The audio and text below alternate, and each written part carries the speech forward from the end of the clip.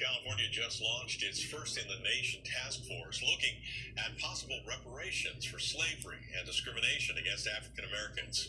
California was admitted to the Union as a free state, but has a tangled history with slavery nonetheless. KPIX 5 Devin Feely joins us now from San Jose with what the task force is considering. Devin?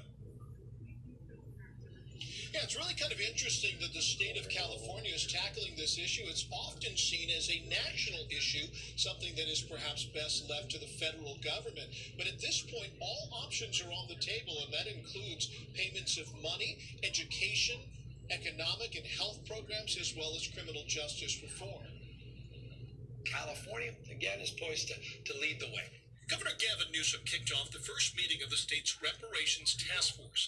The 9-member group will spend the next 2 years studying California's history and legacy of slavery and discrimination. As Dr. Martin Luther King stated, this country has wrote a promissory note to African Americans that continue to come back marked insufficient funds. California lacks the South's long history of slavery.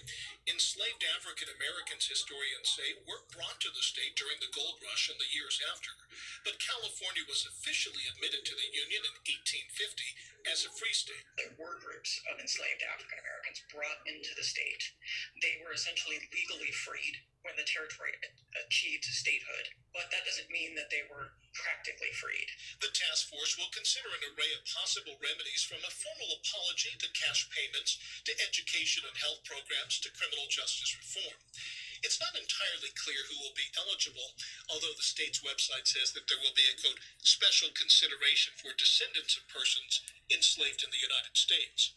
I stand on the shoulders of my ancestors, and I am ready to fight to deliver them justice. What's even less clear than who's eligible is how much money, if any, will be dedicated to the task force recommendations. I'm hopeful that the American people will have a heart to know the history of America and the struggle of the descendants of people who were brought here. The idea of reparations has existed in one form or another since basically the end of the Civil War, but has never really come to fruition. It remains an open question about whether or not what California is trying to do will spur other states or perhaps the federal government to act themselves. In San Jose, Devin Feely, KPIX 5. And we first brought you the committee's meeting live on CBSN Bay Area. We're streaming